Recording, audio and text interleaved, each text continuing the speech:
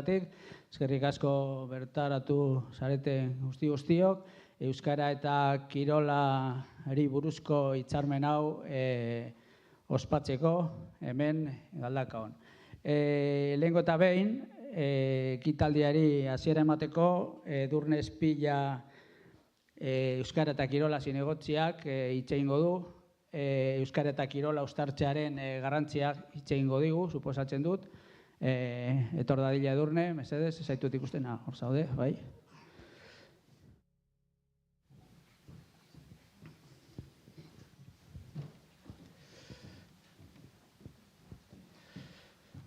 Ongi etorri, zurea da hitza. Eskerrik asko. Nahi duzunean. Bueno, lehenengo eta behin, euskara zinegotzia bai, kirol zinegotzia hor dago amets, Iturbe, eta bueno, bai, ekimen hau egia esan, bion artean, arlobien artean burutu dugu, nik hartuko dut hitza, baina bai, kirola eta euskararen arteko proiektua da. Bueno, eskerrik asko, guzti hori etortzagaitik, Euskararen aldeko konpromisoa ospatzeko antolatu dugun ekitaldi honetara. Hemen batu gara erakunde eta elkarte desberdinak, herritarrak baita ere. Eskerrik asko, Inigo Hernando, Galdakaoko alkatea, Galdakaoko udaleko zinegotziak, hainbat daude hemetik, Xabier Arauzo, Bizkaiko Foru Aldundiko Euskara zuzendaria, eta Carlos Sergio Kirol aholkularia. Eskerrak baita ere, zelanez, Iraia Iturregi eta Gaizka Garietan hori, Galdakora etorri zaretelako zuen kirol ibilbidean, lehenengo jokalari gisa eta gero entrenatzaile gisa, euskararekiko harremana nolakoa izan den kontatzera. Esan behar dut musutruk zatoztela gainera, eta eskertzekoa da zuen moduko erreferentek denbora eskaintzea kirola eta euskara uztartu daitezkeela erakusteko.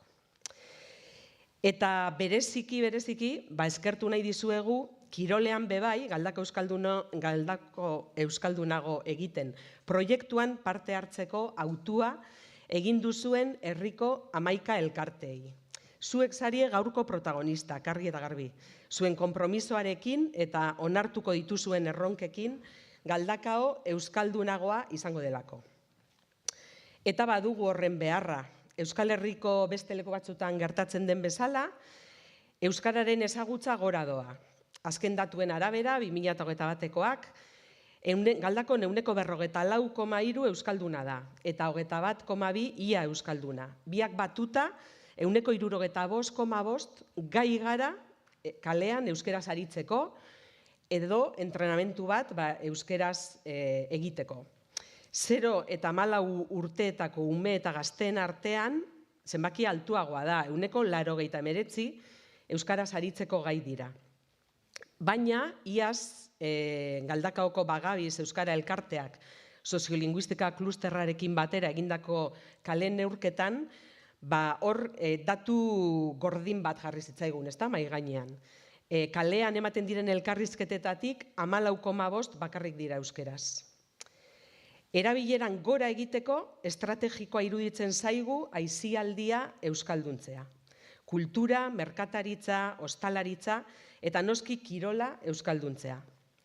Euskara eskolatik, etxetik edo lanetik atera eta gune ludikoetara eramatea.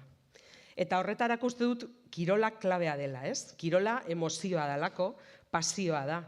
Ikusle bezala edo kirolari bezala, danok hunkitu gara, tontor berri batera iritsi garenean, edo partidu garrantzitsu bat ondo atera zaigunean, edo ezina sanari buelta eman diogunean, edo gure marka hautsi dugunean. Emozionatzen gaituen horretan, euskera presente egotea gura genuke. Eta hau, udalak ezin du egin, edo aldundiak ezin du egin bere kabuz. Hau, zuen esku dago, elkarteen esku dago. Horgaitik, zoriondu nahi zaituztegu eta berriz eskertu, pauso hau emateagaitik. Proiektuan parte hartzeko preste egoteagatik eta erronkak onartzeagatik. Decía que es un día para celebrar el compromiso que adquirís hacia el euskera los clubes deportivos de Galdakao, porque consideramos que normalizar el uso de nuestra lengua en ámbitos no formales, esto es en el ocio, en el comercio o en el deporte, es clave para que cada vez se hable más. Y me gustaría agradecer a las personas que cada vez, que de manera voluntaria, participáis en las directivas de los clubs y que no habláis euskera, pero que con vuestras decisiones vais a contribuir para que el euskera esté más presente en el deporte de Galdakao. Eta, bueno, zertan datza programa hau? Lehenik, klubek aztertu dute euskararen presentzia, zein den euskararen presentzia euren etxean. Hainbat atal behatuz, euren iruditegia, karteleria, komunikazioak, bai ahozkoak eta bai idatzizkoak, bilerak zein hizkuntzatan egiten dituzten, edota entrenamenduak, garrantzitsuena, zein hizkuntzatan eskaintzen diren. Eta behatu dutenaren arabera, 3 egoera desberdinetan kokatu dute haien burua. E1, presentzia apala duen kasuetan, E2, presentzia hartaina, edo E3, presentzia altua. Ondoren talde bakoitzak, erronkak jarri dizkio bere buruari egoera batetik bestera pasatzeko edo 3. egoera horretan bikainenean mantentzeko. Hainbat kiroletan gertatzen den bezala, kasu honetan lehia norberak bere buruarekin izango du. Bakoitzaren egoeratik abiatuta, aurrera pausoak ematea, irabaztea izango da. Eta Galdakaoko udala ondoan izango duzue laguntza ematen eta baliabideak eskaintzen, itzulpenak egiten, aholkularitza ematen, formakuntza edo bidetik aurkituko ditugun beste hainbat beharrizanei erantzuna ematen. Aldundiarekin ere elkarlanean izango gara. Bat egiten dugu, BIKE, Bizkaian Kirola ere Euskaraz proiektuarekin. Izan ere, Galdakaoko kirola euskaldunagoa egiten badugu, Bizkaikoa ere euskaldunagoa izango da eta Euskal Herrikoa baita. Eta bide hau hasi dugu zuekin 11ekin, beste klub guztiak ateak zabalik dituzte edozein momentutan batzeko, eta orain ekin diezaiogun gogotsu, eta eskerrik asko berriz ere euskararen aldeko hautu hau egiteagaitik.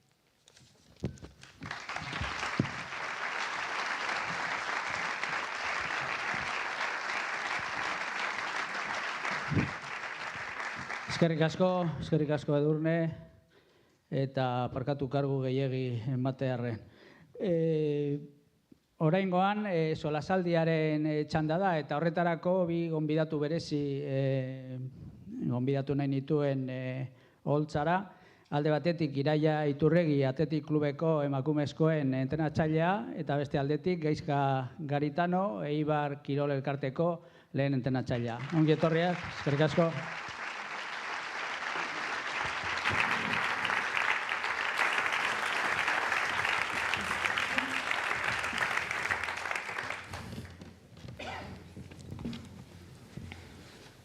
Solasaldiaren txanda heldu da, euskara eta kirola, kirola eta euskara, eta hemen ditugu pertsona bi ezagunak direla futbol munduan, beraz aurkezpena oso laburra izango da.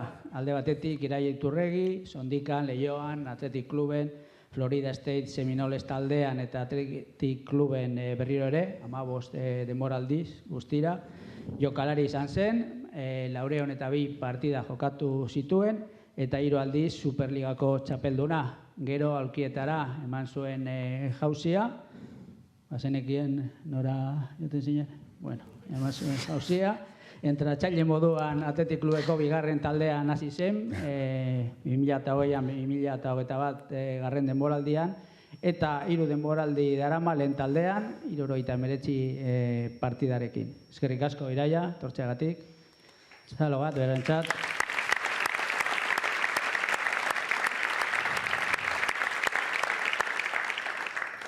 Gaizka Garitanok ere zuen denborari galdu zelaietan, ibili zen Lleidan, Atletiken, Eibarren, Ourensen, Real eta Alabesen jokalari moduan, kasu batzuetan etapa desberdinetan. Gero bera ere ausartu zen jauzea egiten edo emoten aulkietara, eta hortik pasatu zen Eibar Kirol Elkartetik, Real Valladolid, Real Club Deportiboa Coruñakoa, Bilbao Atletik, Atletiketik, eta Eibarren dago egun, eta espero dezagun ea lortzen duen lehen mailara igotzea Eibarrekin. Txalo bero bat ere, Gaizkarentzat.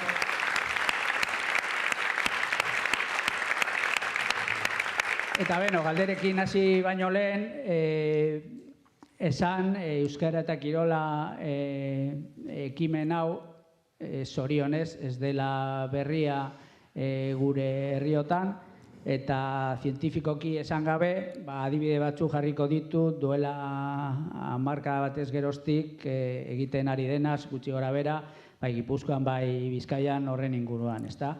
2000 kontuan hartzeko datu zehatz eta txiki batzuk emango ditut, 2006 urtean Eibar Kirol Elkarteko Euskara Batzordeak erabaki zuen plan estrategiko bat egitea horren inguruan, beraiek esaten zuten, konturatu ginen jende gazteak bazkideen erdia osatzen zuela gutxi gora bera. Eta aintzat hartuz, Eibarko ikasleen ehuneko 95 inguru D ereduan ari dela, Euskara futbolean txertatzeko aleginean hasi ginen.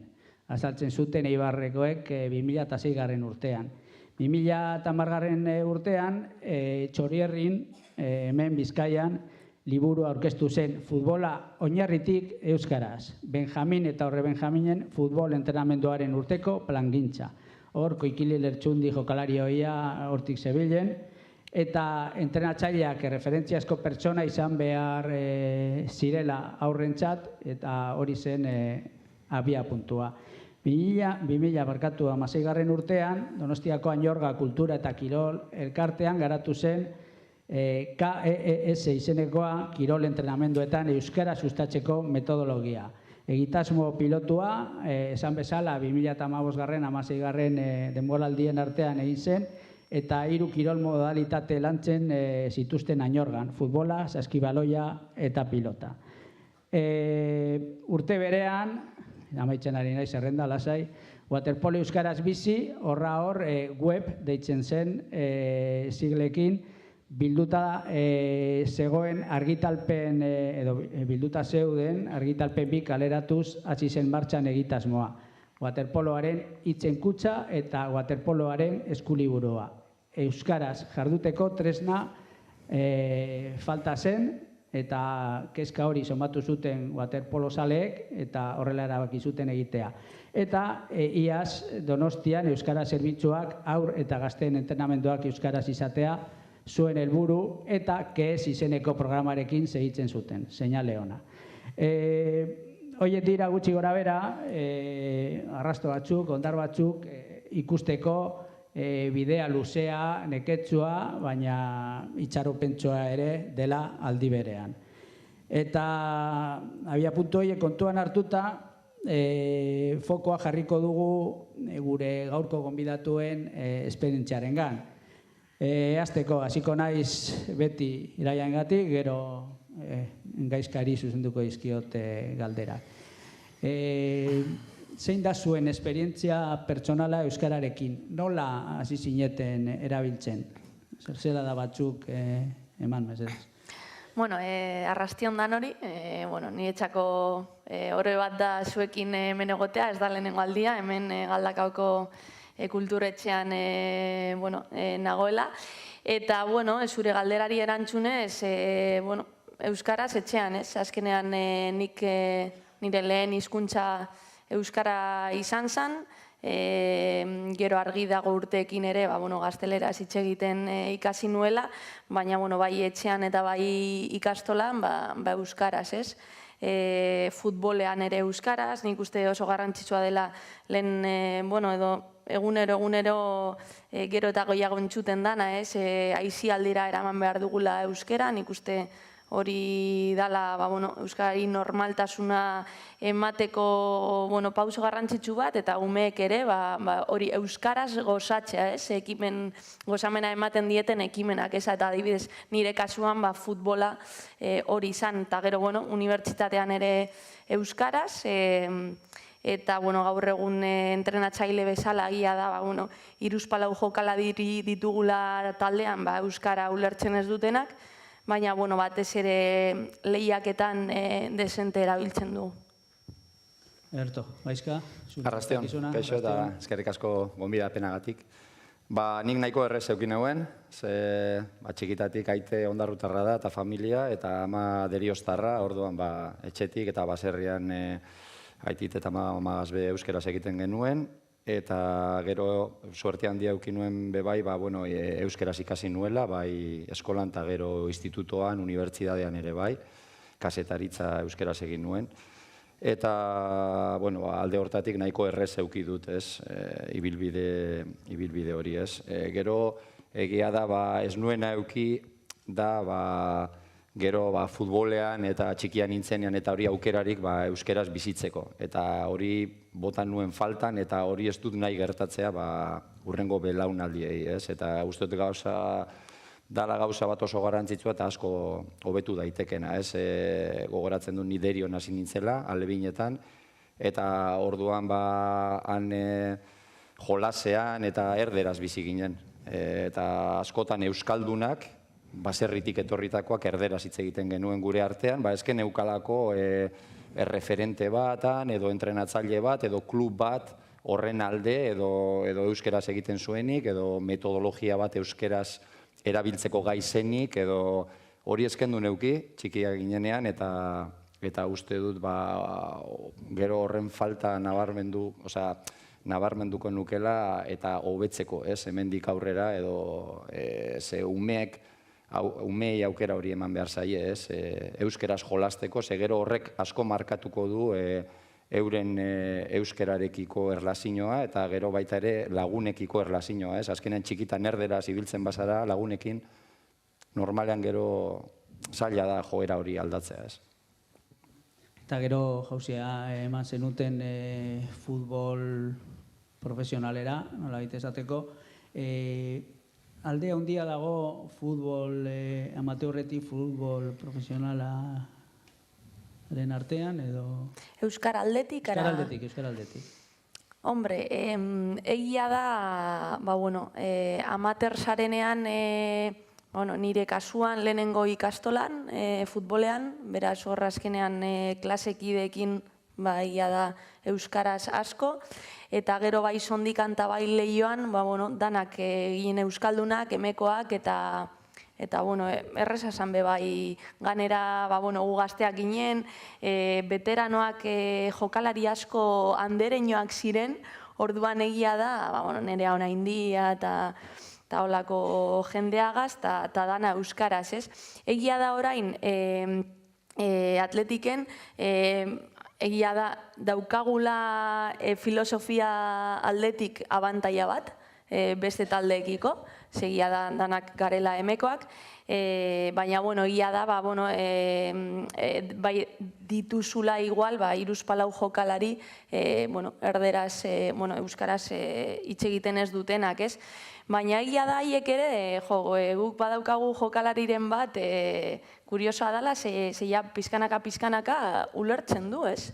Azkenean egia da, ez dela, gai hitz egiteko, baina ulertzen duela, ez? Beraz nik uste dela, ez dakit, implikazio edo, ze askotan guri igual, badago pertsona hori aurrean, igual esaten duzu igual molestatuko dio gure artean euskaraz hitz egiteak, baina gero nik uste azkenean ulertzen dutela, eta gure esku dagoela, eroso sentitze araztea pertsona hori, ez? Eta, gero lehiaketan lehen esan bezala, gehiago egiten dugu, azkenean, aprobetxatzen dugulako bebai, beste ez dutela ulertzen, kasu batxutan, adierazpenak emateko. Ez dakit, alde handirik dauen, baina beti saiatu izan gara, bai nire kasuan behintzate jokalarian nintzenean eta honi entrenatzailean naizela, euskera egiten dakienarekin, ez? Ez aitateratzen ez egitea euskaldun batekin, euskaldiztun batekin, ez? Orduan beti honi entrenatzailean naizenean, Eibarren nago eta aukera daukat, baditut 6 edo 7 jokalari euskalduna direla, eta hoiei aginduak dana euskeraz ematen dizkiot, eta atletiken neguenean bebai, gehienak edo asko euskaldun iztunak ziren, eta zupadakizu ondo, ze batera indugu lan, eta euskeraz bizi ginen, ez? Egia da, danakin ezkenuela aukera hori, baina egia da, bere garaian, bazegoela horri indar bat, ez? Euskaldunak euskeraz egiten genuelako gure artean, eta uste dute hori futbol profesionalean bizi dudala, bizi izan dudala, eta polita dala bebai, uste dute indartu egiten duelako gure arteko harremana. eta puntu oso garrantzitsu bat dela, eta uste dut nire kasuan bintzat, eta jokalarian nintzenean ere bai, batez ere realean jokatu nuenean, urte haietan aldagela oso euskalduna geneukan, eta asko erabiltzen genuen ez, euskara. Horren arira, aipatu duzu, Atletik, Dika, Leioa, Reala, Eibar, Egun, hori euskal taldetatikat ez da posiblea euskaraz bizitzea, edo zu entrenatzailea izan da, edo zu imaginatu, hemendik kanpo zaudetenean, edo zaudetela, euskara nabarmentzea ezinezkoa litzateke, ez da? Bueno, ez dakit ni ez naz egon kanpo. Bueno, Florida Stateen egon nintzen, baina karo handana inglesez, azkenean erderaz ez neban hitz egiten, dana inglesez. Baina egia da, eukin gendun txarla bat txirrindulari batzuekaz, komentatzen zutela, naiz eta emetik kanpo egon, haien artean berak esan duen moduan, ez? Euskal hiztunak izan da, haien artean euskaraz egiten zutela, ez? Eta kuriosoa da ere, emetik kanpo zaudenean, euskaraz hitz egiteak ematen dizula, ez dakit, sentsazioa etxetik hurbilago zaudela. Eta kanpoan zaudenean, nik uste, ni adibidez estatu batuetan nengoenean, eta nik bideo deiak egiten nituenean ona, hori, azkenean euskaraz hitz egiten neban gehiago. Ez dakite, kuriosoa da, baina azkenean nik uste dalako zer, kultura, euskera, zure etxean zaudela bezala, eta zentzu horretan niri tokatu zait, hori kanpoan egon naizenean, faltan bota izan dudala euskara ere. Aizka? Valladoliden edo Coruñan egon dago? Errezeuki, Valladoliden egon nintzenean, Kepa Arrizabalaga zegoen, Kepakin egiten nuen euskeraz, baina Valladoliden euskeraz egite ez da lan erreza. Eta La Coruñan La Coruñan 16 edo 15 atzerritar nituen ekipoan. Erderaz be gutxi egiten nuen, euskeraz pentsatu. Hemendik kanpo zaudenean, zailago ez, gero, igual ekiporen baten euskaldunen bat badekozu taldean, errezago, eta beti erlazio hori indartu egingo da, esaten dizudan bezala euskeraz bizi bazara beragaz eta hori, baina ez dut aukera handirik euki etxetik kanpo egon naizenean euskeraz egiteko nire taldekideekin. Gu bai etxetik kanpo zail. Beraz, demagun, hau gu bai, kirolean bai, hau bezalako ekimena, edo foru aldundiak egiten dituztenak normalean, zenolako garrantzia daukate euskara eta kirola uztartzeko eta euskararen bizireupenerako? Ekimenak, hombre... Udal edo foru ekimenak. Ideala izango litzateke ekimenak egin beharrez izatea, ez? Baina nik uste garrantzia daukatela, eta garrantzia daukate azkenean nik uste normaltasun bat emateko, garrantzia daukate, ez dakit, gu bezalako bi erreferente ona etortzeko eta euskara bultzatzeko, eta gure egunerokotasunean ere, ez dakit perentxaurrekoetan, ez? Niri askotan gerturatzen zaizkit pertsonak esaten eskerrak ematen prentxaurrekoetan euskaraz egiten dudalako, ez? Baina, ekimen hauek ere, erreflexiora ere eramaten gaituzte, ez? Azkenean askotan egia da, guk ere euskaraz hitz egiteko aukera izan da, askotan erdarara joaten garela ohitura bezala, eta erreflexiorako ere nik uste gunea ematen dizula ekimen hauek. Uste dute oso garrantzitsuak direla ekitaldi hauek, oraindik gauza asko daudelako hobetzeko, eta zaratarik ez badugu egiten, zaila da egoera hori hobetzea, ez? Eta Euskal Herri Euskaldun bat nahi dugun ontzat oso beharrezkoa ikusten dugu horrelako ekitaldiak egitea, indarra egitea, gauzak hobetzea, gauzak antolatzea, eta uste dut danok daukagula erantzukizun bat horrekiko eta laguntza emateko behar hori gauden lekuetan ez, eta gehiago gu bezalako postuetan gaudenak ez, asko agertzen garenak telebistan edo, askotan erreferente edo ez dakit hor gaudenak, pixkatu umeak ikusten gaituenak eta usteote erantzukizun badaukagula euskararekiko eta lanean jarraitu behar dugula eta laguntzen jarraitu behar dugula gauden lekutik ez. Hori, zure erantzuna aprobetxatuz, hasiko gara orain gaizkarekin, ze urrengo gaia, zen gutxi gora bera, egunero nola erabiltzen duzue entrenamenduetan edo partidatan, zein da euskararen erabilpen maila, erabilera maila? Ni euskaraz bizi naiz, goizetik gauera, egia esan da. Gero lanean nagoenean egia da estafean euskaraz egiten dugula, han Eibarren danak euskalduna direlako. Gero jokalariekin da momentu bakarra, batzuk ez dira euskaldunak, eta orduan hoiekin erderaz egiten dut, ez. Eta gero, konturatu naiz, lehen komentatu dozunez, entrenatzaile bezala hasi nintzenean, futbola utzi eta lehenengo taldea Eibar B entrenatu nuen 3. mailan. Eta konturatu nintzen danak euskaldunak zirela, danak, eta euskal hiztunak. Orduan hasi nintzen hitzaldiak eta azalpenak eta dana euskaraz emoten. Baina konturatu nintzen ez ala erreza, ze badago futbolean eta kirolean kontzeptuak azaltzeko euskeraz edo ez dugu ikasi. Azkenean entrenatzaile karneta eta dana erderaz ikasi genuen eta ez dugu euki errestasunik esateko, ez dakit, azaltzeko jokalari gauza taktikoak euskeraz. Eta konturatu nintzen, nituela arazoak azaltzeko futbola euskeraz.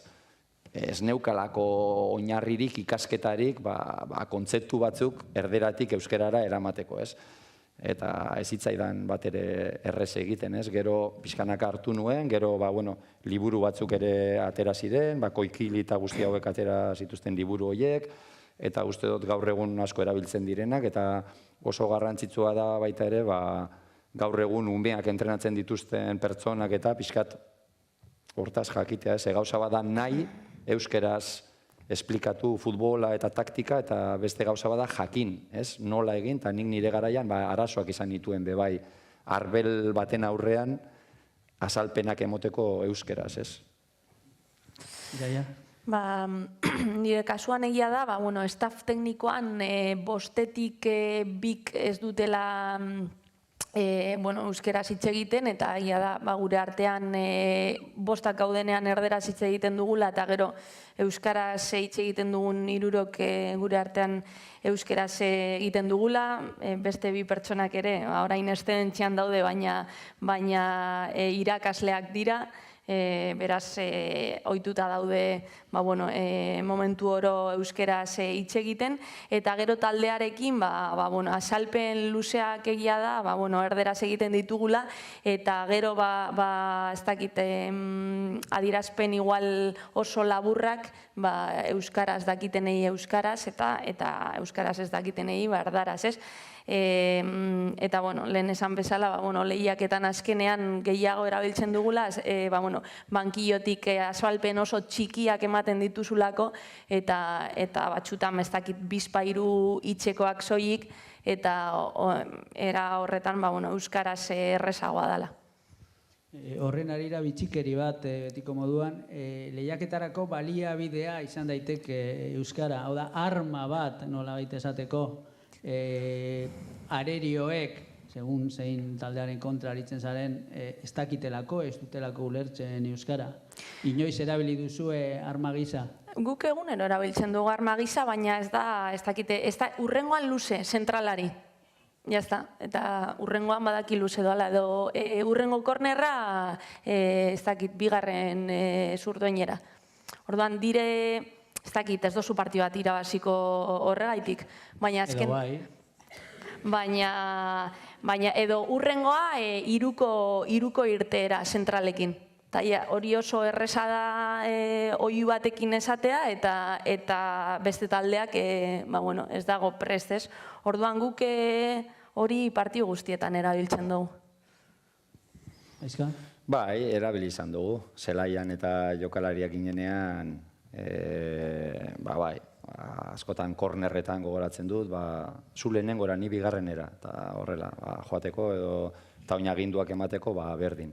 Jokalari euskaldunekin oso erreza da, aginduak euskerazen motea, besteak ez dutelako ulertzen, eta bai, laguntza txiki bat bada, horretan, bai. Bueno, Euskal Derbietan ez du balio, erabili, Hori, niri pasatu zaite, Levanteren kontra Maider Castillo Levanten zegoenean itxegin eta que temo de que te entendido, Eta esaten bestei hori Levanteren kontra, bueno, hori pasa, kuriosa eta, bueno, zelaian barrezka. Zoriondu zenuen, etxagatik, edo. Bueno, orain zuen esperientziez baliaturik nola kalifikatuko zenukete kirola eta euskara binomioaren inguruan bizi dugun egungo egoera. Ez bakarri futbolean, ez bakarri zuen ikuspegietatik, baizik eta oro har. Euskara eta kirola, nola definituko zenukete hitz gutxitan. Iraia? Euskara eta kirola.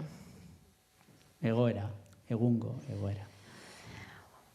Oin egia da, nik ez dakit orain oinarrian zelan dagoen. Azkenean, urte batzuk dara matxat bai bigarren taldean eta lehenengo taldean mundu igual profesionalean, baina nahiko nuke pentsatu oinarrian lantzen ari garela, zenik bai egonaz bebai infantiletan, egonaz kadetetan, eta hori kategoria horietan danak euskaldunak eta egunerokotasunean dana egiten genduen euskeraz. Beraz, pentsatu nahi dut, osasun ona dagoela, baina egia da, lehen esan bezala, eraman behar dugula euskera aisialdira eta umeak ikustea, ondo pasatzen daudenean edo gustoko duten zeozer egiten ari direnean, euskaraz ari direla, eta euskara lotzea horri, aisialdiari. Ez bakarrik lotzea ikasketekin edo ikasketa hizkuntza. Azkenean hori ez da derrigorrezko zeozer, derrigorrez egin behar dozu euskaraz, euskaraz egiten ez badozu zigorra. Eta azkenean nik uste lotura hori askoz ere positiboagoa dela, zu euskaraz mintzatzen ari zarenean eta gozamena dagoenean, azkenean ez dakit nik uste buruak lotura hori egiten badu, gero askoz ere errazagoa dela, handiak direnean ohitura euskaraz hitz egitea izatea. Bueno, nik egoera txartu ikusten dut. Egia esan da, txarto bai, ekidituan esperientzitan, Eibarren entrenamentu bat daukagunean, Eroipuruan, anexoan entrenatzen dugunean, eta gero gure ostean ume txikiak datoz danak gara, alebinak edo infantilak eta etortzen dira, hay que ganar el domingo, venga, no sé qué, no sé cuánto, eta danak erderaz. Eta gero nik erantzuten diete euskeraz, eta azten ez beraiekin euskeraz hitz egiten, eta danak euskeraz dakite, eta danak euskeraz jarraitzen dute. Eta gero doazenean berriro erderaz egiten dute.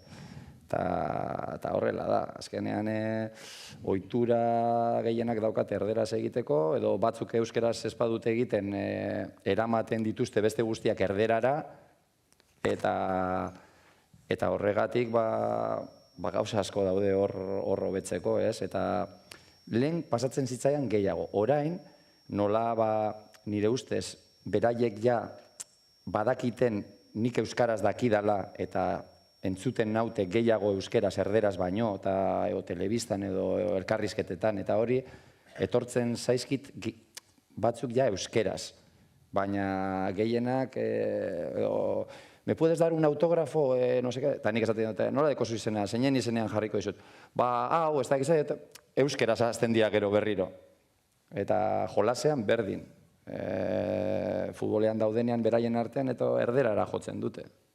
Hori gehienak. Espada, ez dakite, ondarrun espada, edo Aretxabaletan, edo Bermeon, edo ez dakiz zer, baina leku gehienetan erderara jotzen dute nahiko errez. Eta uste dut kirola izan behar dela bitartekari bat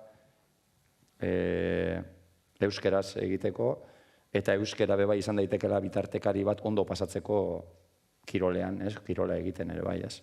Batek lagundu aldezakela bestea, ez? Beraz, erabilera da gakoetako bat, kontuan hartzeko.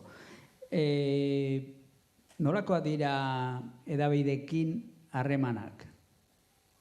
Euskara aldetik, ezberdintasunak nabaritzen dituzue, euskal eta erdal hedabideen artean, erdal medioen nagusitasuna zertan datza, baldin badago, nik uste dut badagola. Zein da zuen esperientzia? Gaizka? Bueno, Gero ez du goratuko edo bai, 2015an Almerian alde egin behar izan zenuen, ez zutelako prentsa horrekotik edo prentsa gelatik, ez zutelako respetatzen euskeraz euskal medioi, egun ETB-ko arduraduna denari, garai hartan galdezka zebilen, eta euskeraz hasi zen ohikoa zenez, euskeraz hasi zen erantzuten gaizkak, hedabidei, eta bertokoek esan zuten nolatan. Seguru ingelesa izango balitz, ez zuten protestatuko, baina tira. Nolako da harremana medioekin? Bueno, beti borrokan, ez? Borrokan, hori uste dudalako, alde batetik ikusten dut beharra, euskaldunak telebistan eta uste dut euskaraz agertu behar garela soilik, eta badakit gogorra dela esaten ari naizela, baina nik uste dut horrela dela, euskaldunak batez ETB-en eta horrelako medio euskaldunetan bakarrik soilik euskeraz hitz egin behar dugula, ez lehenengo euskeraz egiten dugun bezala, eta gero galdetzen didate berriro dana galdera berdinak erderaz erantzun behar ditut, eta bebai ulertzen dut, klubaren partez, danak ez dakitela euskeraz, eta respetatu behar dela bebai, nola erdera ere dakidan, orduan erderaz ere egin behar dut. Baina uste dut ez dakit, gauza oso bitxiak pasatzen direla, ez ikusten ditugula jokalari batzuk, edo ez dakit, el conquistador del fin del mundo ikusten dugu erderaz da, ez? Ikusten dugu eta batzuk erderaz bez dakite. Hitz egiten dut erderaz eta emateko danak dakite euskeraz, baina futbolean berdin pasatzen zaigu, ez? Pelotari batzuk ikusten dugu, futbolean eo kirolean, ez? Pelota partidu bat ikusten dugu eta batzutan gero elkarrizketa erderaz da. Eta batzuk pelotari batzuk erderaz ditute indarka. Eta orduan, hori nire ustez batez ere hemen Euskal Herrian gaudenean, edo klub euskaldunetan gaudenean, nire ustez profesionalak eta euskaldunak atera behar garela bakarrik soilik euskeraz hitz egiten. Eta horregaitik, ni behintzat saiatzen naiz bakarrik derrigorrez eskatzen didatenean, edo klubak esaten didanean erderaz egiteko, bestela elkarrizketak eta hori, saiatzen naiz bakarrik baietz esaten euskerazko elkarrizketei, ez? Gaur adibidez, erderaz izango balitzen nintzateke etorriko. Eta hola da, azkenean uste dut diskriminazio positibo bat egin behar dugula euskeraren alde. Bestela ez dugu aurrera pausoak emango, ez? Eta diskriminazio positibo hori euskeraren alde hasi behar da baita ere profesional batzuen gandik. Badakit batzutan ez dela popularra, badakit batzutan kriston paloak sartzen dizkigutela, baina ja urteekin ohituta gaude eta uste dut lan hori asko dagoela egiteko oraindik, ez? Marroi bada, batzuentzat, marroi bada, eta ulertzen dut, baina uste dut euskaldunak aldanean, Euskal Herrian, Euskal Hedabideetan, euskera soilik atera behar garela, eta ez erderaz. Gainera medioek badaukate bideak azpitituloa jartzeko, edo itzultzeko, edo... Bai, ze erder, adibidez... Zuk imaginatu ingelesa izango bazina, itzuliko... Eta egiten dute aldrebez bai, hemengo batek erderaz egiten duenean, euskeraz jartzen dute, baina orduan euskeraz egiten baduzu, behan hemen erderaz ez dute jarriko normalean, ez? Ez dakit, hor lan asko dago egiteko eta ulertzen dut, baina uste dut egin behar dugula, ez? Saiakera hori egin behar dugula eta profesionaletatik, klube euskaldunetatik eta hedabide euskaldunak ere pixkat horren alde egin behar dutela. Pusti egin behar direla pixkat, ez? Iraia.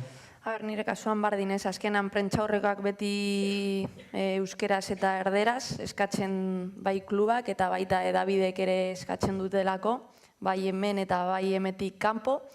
Eta, zer berria esatekotan, ze azkenean, egoera berdinean gauze prentxaurrekotan, adibidez, dekoguze taldean bi jokalari aurten, ez da euren lehenengo aldia, baina Pekeren kasuan, Peke joan zan oindala urte batzuk kanpora, lehenengo Estramadurara, gero Koruñara, eta Marta Unzueren kasuan bera Nafarra da, eta Bartzelonan egonda 12 urtetan zehar, eta karo, orain, bueltatu direnean, klubak eskatzen dionean, edo edabidek eskatzen dietenean euskaraz hitz egiteko, hasieran zeukaten apur bat bildurra, ez nasa ausartzen, azkenean zuzenean bada, hanka sartuko dut.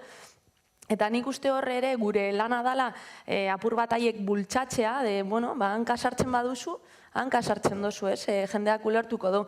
Eta bien kasuan, gaur egun, adibidez irratian zuzenean bada ere, euskara sartzen dira, eta batzutan hanka sartzen dute, baina egia da gero, edabideak ere, euskal edabideek eskertzen dietela, hori, saiakera hori egitea, eta hori gaur egun asko hobetu dute ere euren euskera edabideetan, eta nik uste, barrutik ere bultzatu behar zaiela jokalariei, naiz eta eroso ez egon adibidez euskaraz mintzatzen, saiatu egin behar dela, ze azkenean nik uste gure klubaren parte dela ere, euskara zaintza. Zuek ez duzu izango, baina nik esango dut, nik uste dut ez dakit ados zaudeten, baina euskal taldeen aldetik estrategia bat falta da euskarari dagokionez. Hau da, bai Atletike, bai Eibarrek, bai Realak, estrategia bat, euskararen plan bat izatea, euskararen erabilera eta zabalpena bultzatzeko. Zer uste duzu zuek? Egia askotan berak esan duen moduan klubek jotzen dutela ser politikamente korrektos, eta egia da, gure kasuan ere, nik beti erderaz eta euskeraz, eta azkenan prentxaurrekoa igual 20 minutukoa da, eta 10 minutu euskeraz eta 10 minutu erderaz, ez? Gero egia da, klubean egiten direla ekintza batzuk, hori ez, ez dakite, euskarazko klaseak doain, ez? Baina gero argi dago norberaren buruan dagoela edo konpromisoa joatea, ala ez joatea, ez da derrigorrezkoa euskaraz mintzatzea edo euskaraz egita. Orduan, ez dakite, egia da, ez dakite, Atletiken igual, ez dakite 300 bat langile izango garela, ez dakite eremu bakoitzean ze garrantzia duen, nik uste dut eremu gehienetan Atletiken egonda bai euskaraz eta bai erdaraz jakin beharko genukela, beste eremu batzutan, inkluso inglesez ere, azkenan kanpo harremanetan garrantzitsua delako, baina, egia da, askotan politikamente korrektorako egiten ditugula gauzak. Ados, bai, esaten dena dekara la galeria egiten diela gauza gehienak, ez? Ni egon naiz, okidu suertea hemengo klub gehienetan Atletiken egon naiz, Realean, Alavesen, Eibarren, eta denetarik bizi izan dut, egoera edo klubakoitzak bere gauzak ditu, eta barruan daudenak batzuk gehiago egiten dute, bultzatzen dute euskararen alde, beste batzuk gutxiago, baina asko dago egiteko, eta egiten dan gehiena da egin behar dalako. Ez, irudiaren gatik, guazen hau euskeraz jartzera, ze bestela, baina benetan sinisten dutenak horretan, eta benetan bultzatzen dutenak horretan, eta benetan gauzak aldatzeko prest daudenak, eta bustitzeko prest daudenak, eta erabakiak hartzeko prest daudenak, ezagutu ditut oso gutxi, oso jende gutxi. Eta zuk badakizu. Eta hola da, baina, egiten dira gauzak, gero eta gehiago esango nuke, baina, asko daude egiteko eta benetazko aldaketak, ez azaleko aldaketak. Zuek bezalako profesionalak, puntakoak, eliten zaudetenak, uste duzue traktore lana egiten duzuela, edo egin dezakezuela, edo zuku gehiago atera diezaioak egula zuen postuei. Nik uste Euskara aldetik, Euskaren erabilera sustatzeko, eta bar. Nik uste ez lehen esan bezala, azkenean, batez ere igual ez hainbeste entrenatzaileok, baina jokalariek azkeneak oso referenteak dira umeentzako. Edo adibidez, lehen esandako prentxaurrekoan, gaizkak egin zuena, niretzako, izan zuen oi hartzun asko, baina niretzako izan zan, ole, oso barioz. Eta niretzako ni sentitu nintzen oso identifikatuta, eta azkenean, hori hartzen dozu gaizka, este es uno de los míos, ez? Orduan nik uste, oso garrantzitsua dela, gu bezalako pertsonak erabiltzea, horretarako, berak esan bezala, erantzunkizun bat dugulako. Ni bebai atletiken jokatzen nuenean, jokalari bezala, sozialki erantzunkizun bat daukazu. Berdintasuna, ez dakit, balore batzuk transmititzea saletuei, umeei, eta gaur egun entrenatzaile bezala, bardin. Aizka? Hori, berak esan duena, behar hori sentitzen dugula, eta gaudela preste egiteko horren alde, gainera, urteak pasatzen direnean, bizitzan ere prioridade batzuk markatzen dituzu, eta uste dut, bakoitzak dituela bereak, eta hori da gauza bat niri bintzat inporta zaidana, eta banagoela prest horren alde egiteko hemendik aurrera ere, aldudan einean, edo aldudana. Almeria ez dut entrenatuko, talde bat gutxiago daukat entrenatzeko. Kontuz, egile beharko naz, mendik aurrera. Prentxaburuak segitzen du hor, ondino. Horregaitik. Lanbari kontratua bukatzen dut. Lanbari geratzen banaz, talde bat gutxiago daukat entrenatzeko. Esan gabe doa, galderak egin ditzakezuela, ez dizuet esan aukera duzuela, baten batek esku altza dezala eta egin dezala. Nahi baldin badu, galdera nire baino zailagoak izango dira, seguru. Edo zorrotzagoak, beintxator, atzetik.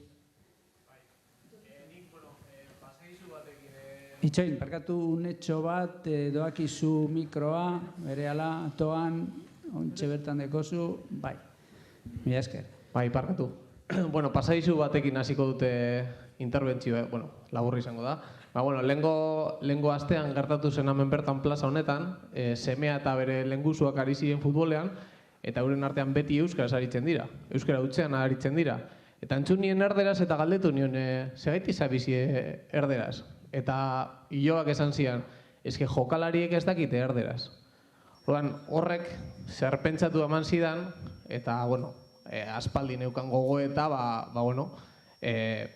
zelan esan, konfirmatu zidan, eta esan, impresioa daukat, euskararen ezagutza maila bestuarioan handiagoa den arren, gaur egun gazte gehienek dakitelako euskeraz, presentzia lengua baino eskazagoa dela iruditzen zait.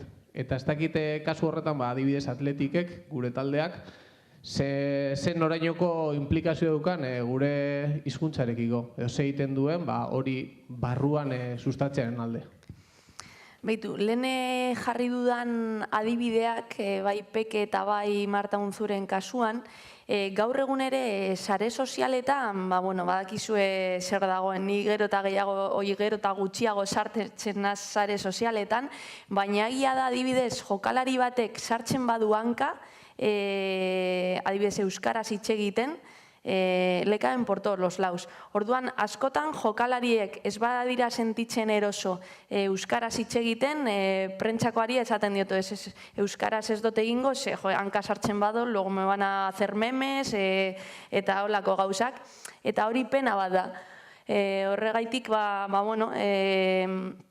ez dakite zein dan soluzioa, egia da, gure taldean jokalari gehienek euskeraz hitz egiten dutela, egia da ere, eskoletara ere joaten direnean, mintzatzen direla, baina, karo, ez dakit mutien kasuan, ez dakit zenolako, zuik igual jakingo duzu gehiago, zenolako maila dagoen euskararekiko, baina nik uste kasu askotan gitxienez dala ez direla, ez dakit, ausartzen publikoki, hizkuntza nahiago dutela erdaraz mintzatzen. Erosago sentitzen direlako. Beste galderarik ez badau, eskertuko genieke bai Iraiari, bai Gaizkari berriro etortzearren, gurekin euren bizipenak partekatzearren, eta hasiko ginateke ekitaldiarekin. Bitartean kenduko ditugu traste hauek hemendik. Eskerrik asko, berriro, Gaizka, Iraia eta Gaizka. Eta mesedez itxoin apur bat gero azken argazkia egiteko. Eskerrik asko.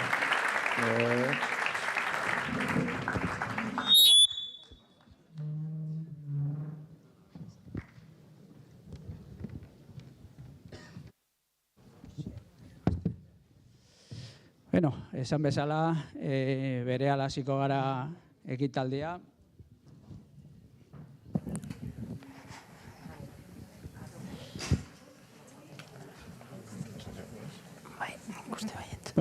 Eta lehengo eta behin, sinadura fisikoei ekin baino lehen, esperientzia honen bideo bat, edo esperientzia hau labur biltzen duen bideo bat ikusiko du. Aurrera bideoa, prest baldin badago.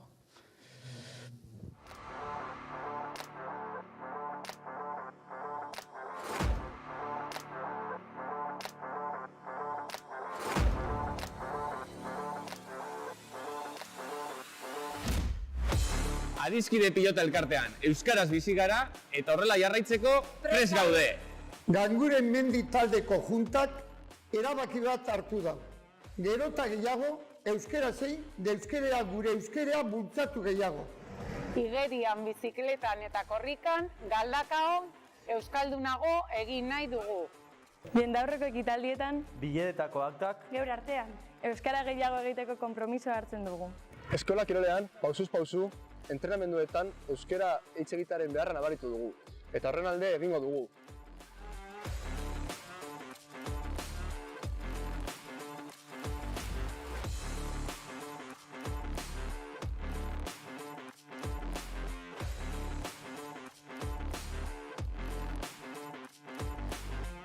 Galdakao txirrindulari elkarte gelan, euskara sustatzeko gogoekin gaude eta alan egingo dugu. Galdakao igerik eta taldean, entrenamenduetan euskara sustatzeko konpromisoa hartu dugu.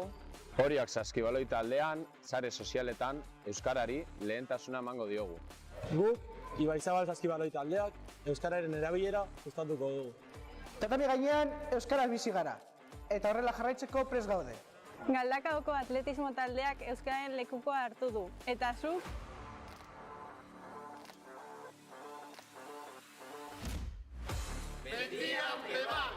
Triatloian bebai. Voleibolean bebai. Futbolean bebai. Igeriketan bebai. Saskibaloian bebai. Taekwondoan bebai. Txirrindularitzan bebai. Saskibaloian bebai.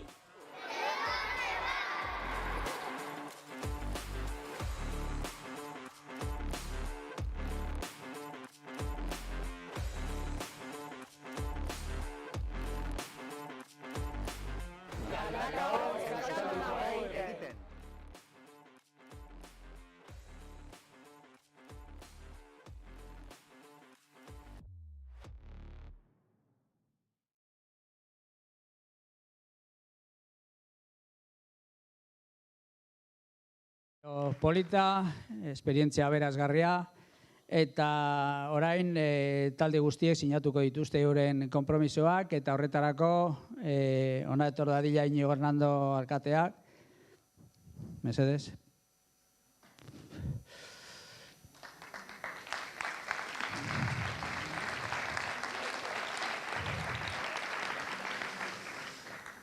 Arratsaldeon, Iñigo, zurea da hitza. Entzuten da? Bai. Lehenengo eta behin eskerrak emone onarbiluzaren guztioi. Elkartei, norbanakoei, beste erakundetakoei, bebai, Foru Aldundiari. Gaizka, Ireia, eskerrik asko bai natortzea ditik. Uste Galdako ezin dela euskera barik ulertu, danok kointziduko gu. Mendiek, kale izendegiek, familiek txikitatik euskera kalean. Eta hori mantenduteko, hemen eredu izin behar gara. Kargu publikotatik hasite, udala be eredu izin behar da. Erakundeik hurbilena da, eta zeudeko bai, elkarte moduen, eredu izin behar zarie zentzu horretan, gurekin batera. Ni atletikako bazkidanaz, txikitatik aitite joaten nintzen San Mamesera, gero jakarnetan hori pase hostien. Eta nik aititegaz adibidez euskeraz bizi neban. Atletikoko, zelaien, San Mamesen geundenean, ingurue agian esan nahi euskaldune, geunden lekuen, nik euskeraz ulertzenean futbola beragaz txikiten.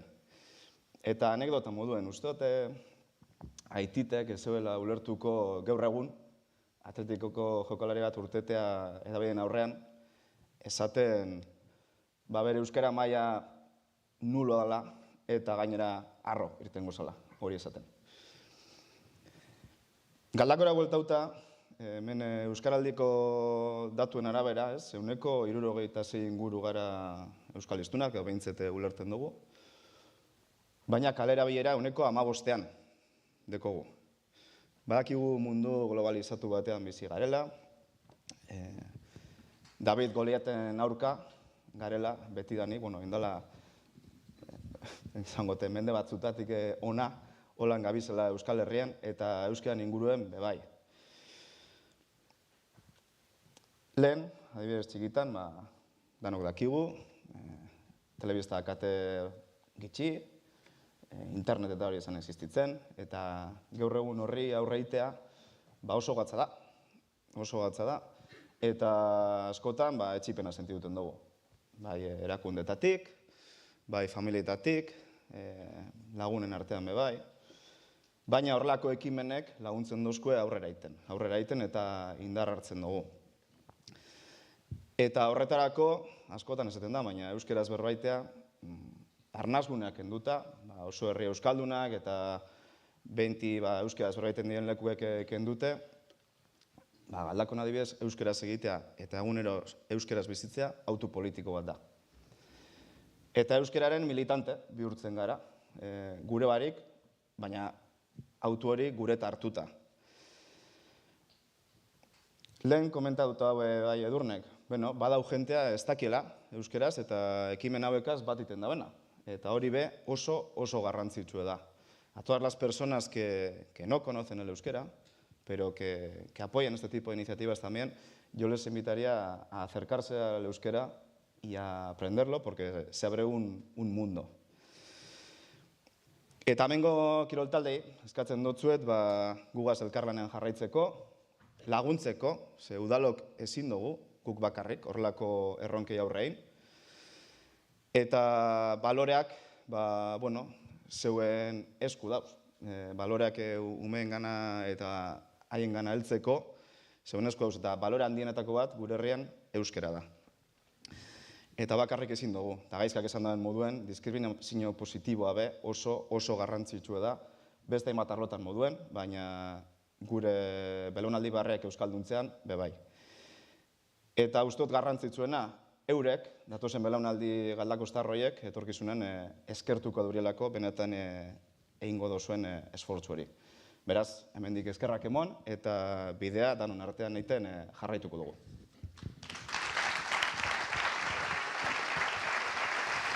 Bueno, 11 oso zenbaki ezagun guratsua da euskaraz, eta prezeski 11 talde dira hurbilduko direnak, alfabetikoki izendatuko ditu banan-banan, prozedimendua izango da, edo prozedura sinatuko dute lehengo eta behin hor hitzarmena, eta gero ordezkaria geratuko da hemen, gero famili argazkia guztion artean osatzeko.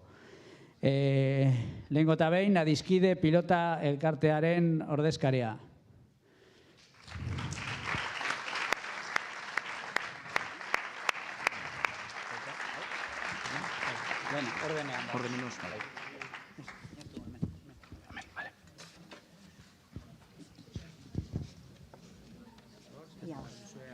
Kaixo.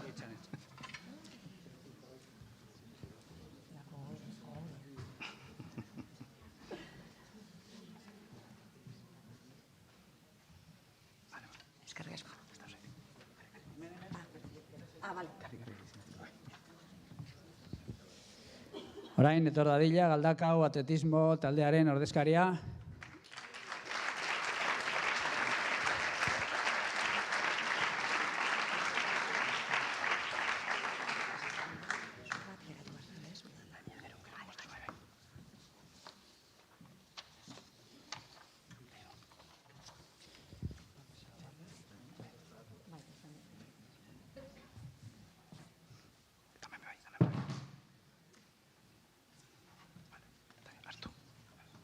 Ez kezkatu paperengatik, gero hartuko dituzue. Ez dago arazorik. Etor dadila mesedez, Galdakao voleibol taldearen ordezkaria.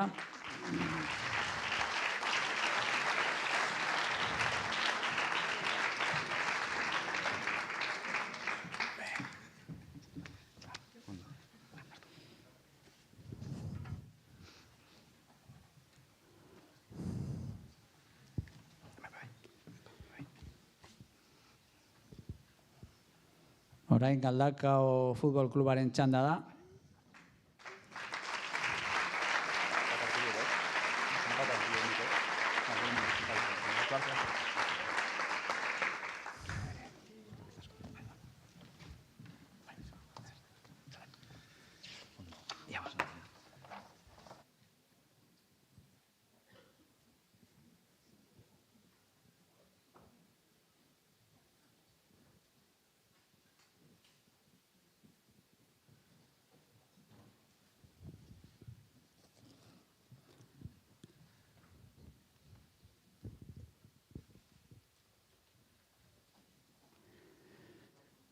Orain Ganguren mendi taldearen ordezkaria.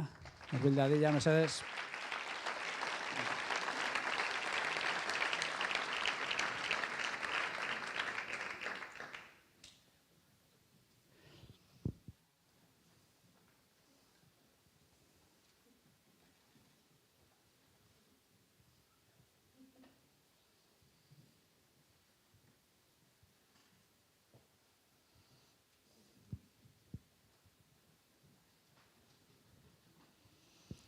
Menditik igerilekura, Galdakao Kantauri igeriketa, Kirol taldearen ordezkaria, mesedez.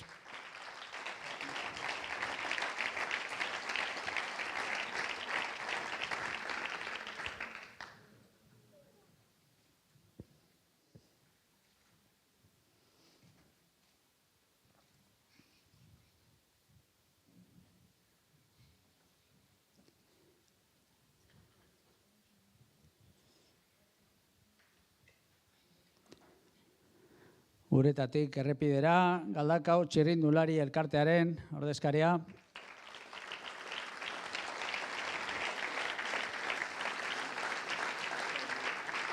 Gaude txirrindula aparkatzen, omen.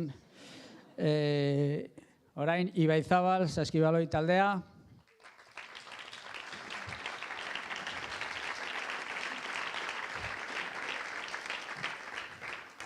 Ni bezalako txikitxo bat datorkigu.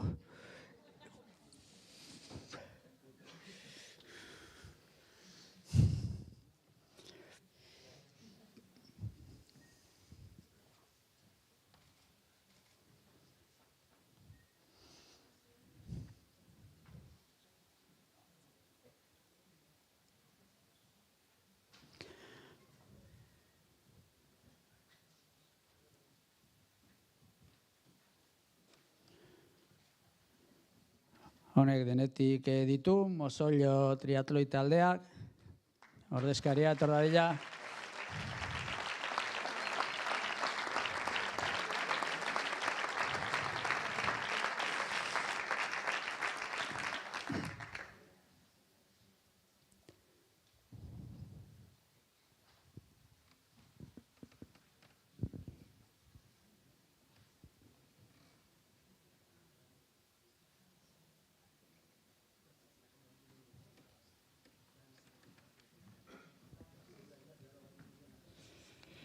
Orioak, Saskibaloi taldearen ordezkaria, mesedez.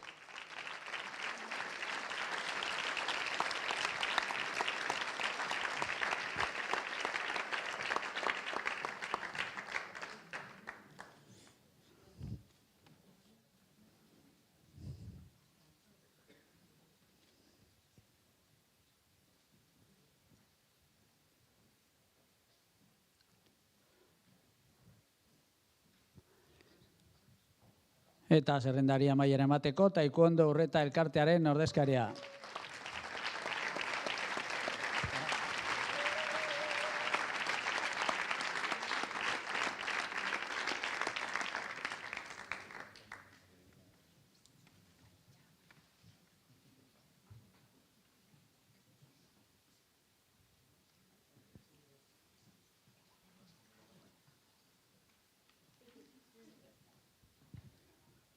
Beno, tarain argazirako jarriko gara, Gaizka eta Iraia etor daitezela ere, oroigarri moduan argazian jartzeko.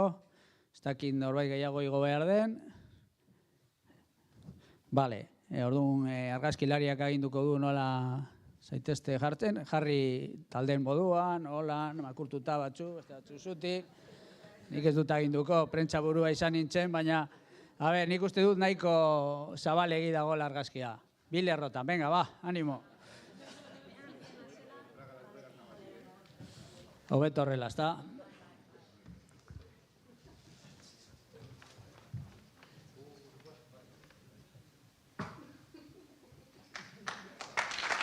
Txalo bero bat, eskerrik asko, berriro etorri zareten guztiei. Eta aria ez da dilaten. Gora euskara, kirolean bebai. Eskerrik asko.